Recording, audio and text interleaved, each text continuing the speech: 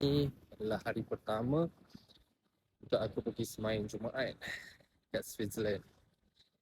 So sekarang ni aku menuju ke masjid lah. Kalau ikut mapnya dalam 20 minit jalan kaki tambah naik tram. Jom cari masjid.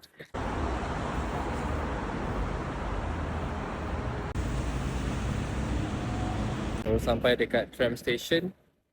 Tengok ni, cantik kan bunga belakang. Oh, wangi tu. Musim bunga bakal tiba bulan Mac nanti kot. Sekarang ni dekat platform B. Kita kena cari tram nombor 36. Aku silap tadi. Sebenarnya bukan naik tram, naik bus. So, kita dah sampai dekat stesen yang berdekatan dengan mosque, dengan masjid. Dan jalan sikit lagi.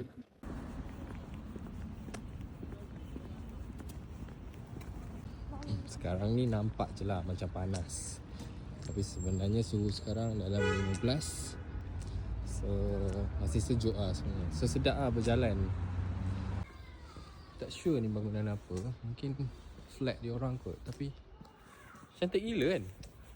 واستفد من قام ليلة القدر kush falet në natën e Kadrit. Që janë dhe ditët e fundit kanë gjithë. Pengalaman pertama semayang kat sini, aku punya conclusion is express. Laju gila. Bayangkan Zohor masuk 12.45 macam tu.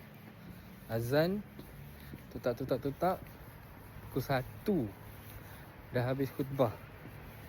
1.05 dah habis semayang. Dah keluar dah. Express gila kan. Surah yang dibaca 2 rakaat tu kan. Tahu surah apa? Surah rakaat pertama surah Al-As. Rakaat kedua surah Al-Ikhlas. Oh, memang express lah.